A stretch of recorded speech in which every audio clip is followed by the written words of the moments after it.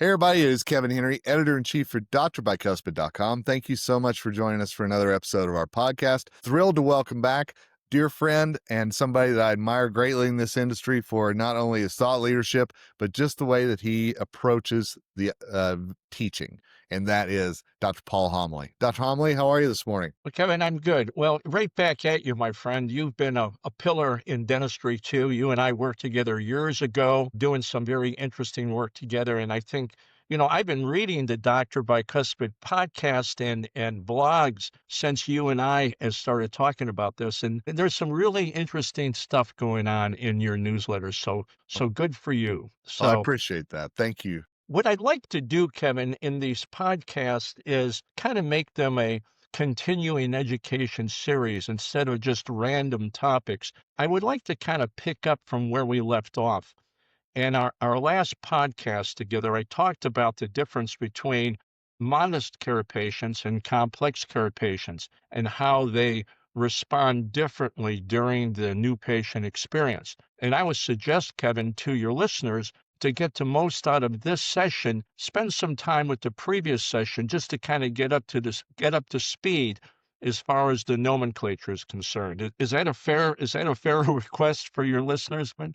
It's very fair, and we're going to make it very easy because if you're listening to this, it's in the show notes. If you're watching this on Dr. Bicuspid, it's in the article. So very easy to find, and absolutely love that idea. All right. Well, terrific. Well, today I want to talk about another interesting distinction that will really be a game changer, especially for those dentists who are seeking to provide complex care, implant dentistry, cosmetic dentistry, aligner orthodontics, reconstructive dentistry. I'm talking about those complex care patients now. That's the lane that I'm in, Kevin, and that's where my entire body of work resides. Now, that's not to say that this content won't apply to the modest care patient. It does, but I think most dentists, especially ones who are interested in improving their scope of care, would be interested in the distinction that I'm going to make today, Kevin. Sounds great. And that distinction is between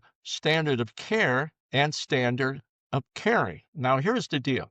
We all know what standard of care is, Kevin. Standard of care is what is the best practice for accepted best practice for treating conditions? And that would include the quality of the exam, quality of the diagnosis, the actual treatment itself, postoperative care and management of complications and failures, consent. Standard of care is about the teeth. Standard of caring is quite different. Where standard of care is about the teeth, Kevin, standard of caring is about the person. Now, this is the distinction that many dentists miss, is because our culture, the contemporary culture in dentistry today, Kevin, and you see it in your work. I see it in your newsletter, and I see it in other emails that I get. There's a huge emphasis on high technology improving standard of care, right? Get a scanner, get a 3D printer, digital x-rays, CAT scans and all that. And oftentimes in the literature or the articles about how technology can improve treatment acceptance, I don't necessarily agree with that, Kevin. You see, standard of care will get you the diagnosis, but you see, standard of caring gets you the relationship. Kevin, I do workshops, and I'll pull an audience. I'll say, "Oh, how many of you would consider yourselves high-tech offices where you've got 3D printers and CAT scans and milling machines and intraoral scanners and intraoral cameras?" And I was 14 different high-tech components. I would say easily 70, 80% of my audiences, Kevin, would consider themselves a high-tech office. Okay.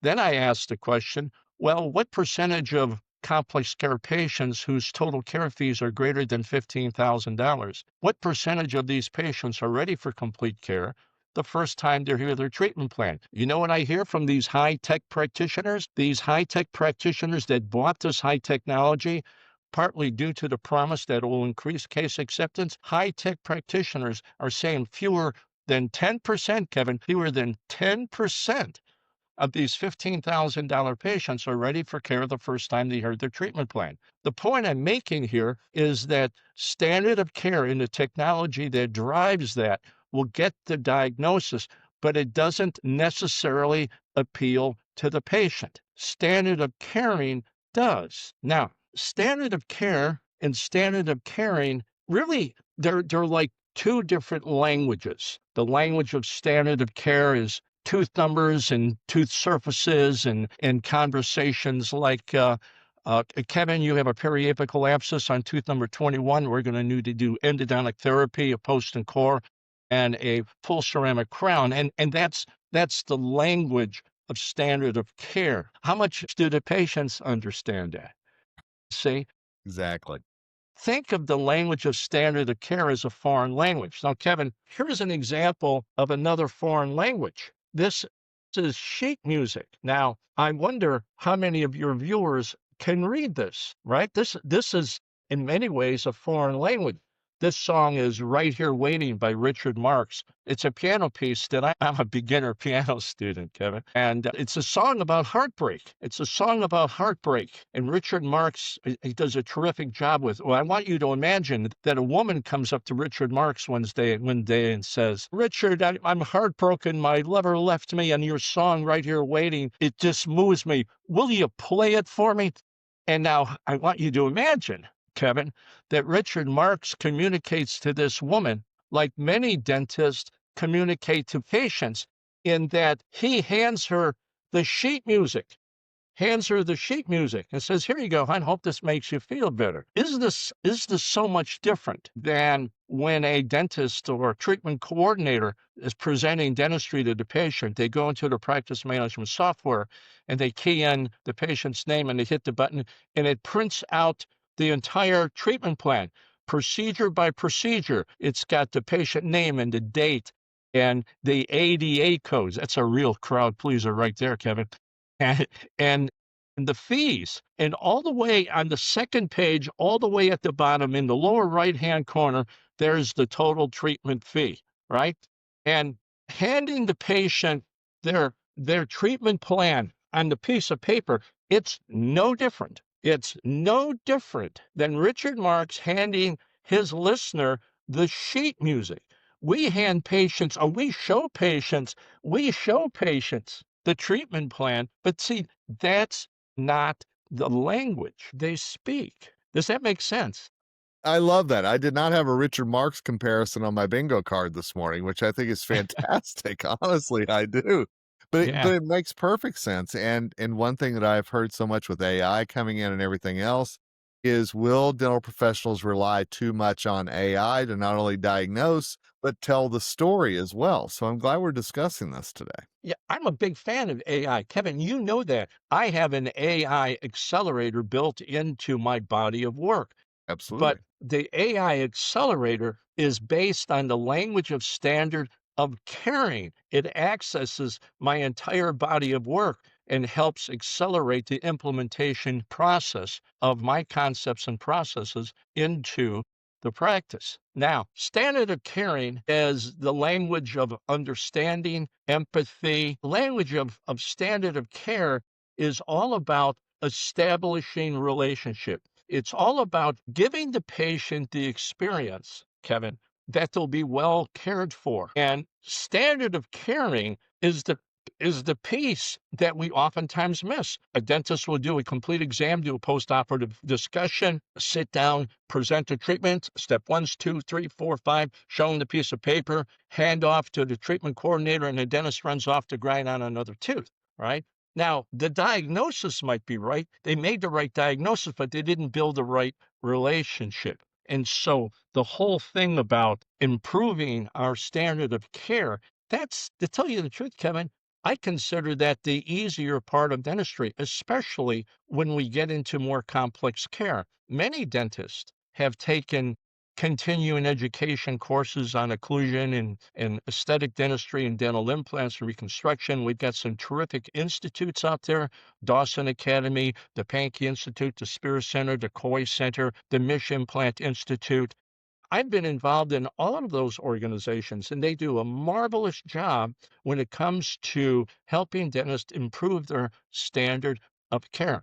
My work is about the other side of the coin. You see, dentistry is like a coin in the sense, Kevin, it has two sides. One side is standard of care, the other side is standard of caring. So I would say here that when a practitioner in a team begins to understand it's the patient needs to buy us first before they'll buy the dentistry. And in order for them to buy us first, they need to understand us and we need to understand them. You see, Kevin, the concept of patient education and the concept of empathy. See, empathy is all about understanding a person. And for modest care patients, there's not a lot to understand, to tell you the truth. Standard of care works really well with them.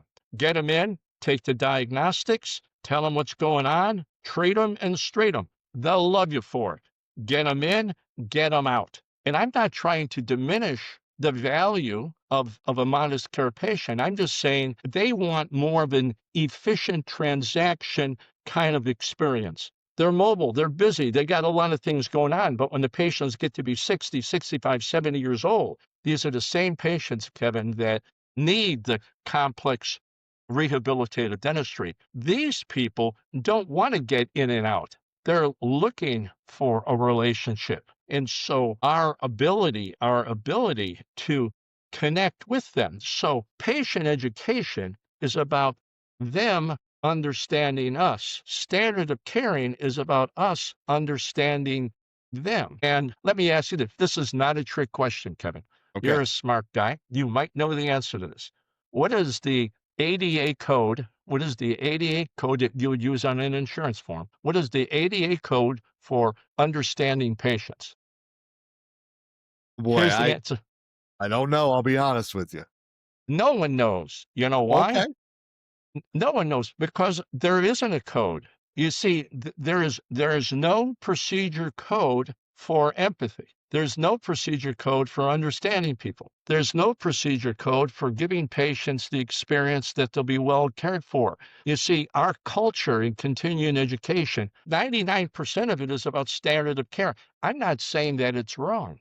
I'm saying it's incomplete. And I can tell you that there's thousands and thousands of dentists who will agree with this statement that they'll sit down with a complex care patient, do a very thorough examination, do a tour of the mouth, show them everything that's going on in their mouth, offer treatment plan number one, number two, number three, benefits, risk, and alternatives, and consent, present to care. They go up to the treatment coordinator, and the patient will say, well, this sounds really good. I had no idea it was going to be so expensive. I want to go home and think about it. Yep. Every dentist has had that experience. Now, what I'm saying is that if we want to minimize the experience of patients not having the sense or not having the trust, that's probably the word, Kevin, that we're looking for here. The way you build trust with people in the dental office is to take time to understand them. What's going on in their life? What makes this dentistry important? Why now? What's going on in their life now that makes that important? And when you can do this, I'm not saying that patients, all these patients, these $15,000 patients are going to roll over and get off their wallets and say, let's start. I'm not saying that.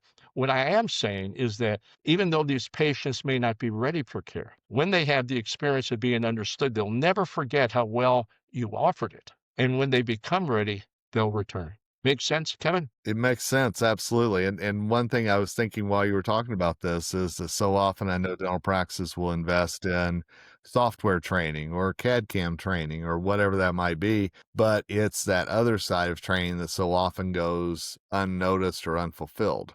And I think that that's something if you're going to have a standard of caring, you've got to be able to have people that really understand how to do the caring as well. Yeah, there's that old saying that patients don't care how much you know until they know how much you care. And I say, well, that's a cute phrase, but how do you manifest caring? How do you do that? And the way you do that is the topic of our next podcast is what is the language of standard of caring?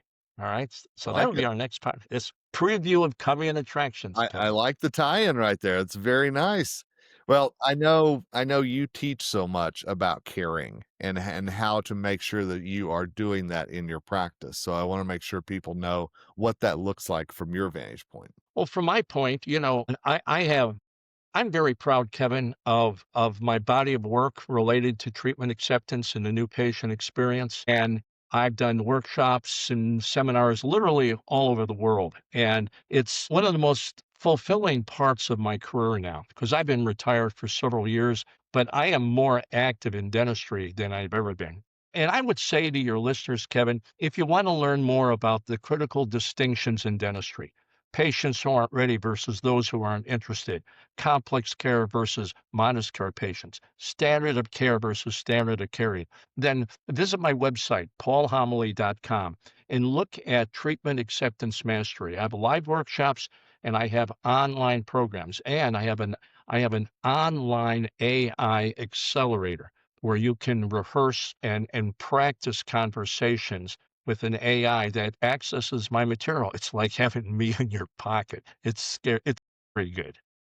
And I've seen that AI accelerator. It's a really cool piece of technology and one that I know is very helpful. And Dr. Homily, I'm already looking forward to the next podcast, my friend. Thanks so much All for right, let's do it, my friend. Thanks for listening, everybody. yeah, thank you so much for being a part of this episode of the drbycuspid.com podcast. Again, we're building a series here, so make sure you're checking back on previous ones that we have linked in the show notes.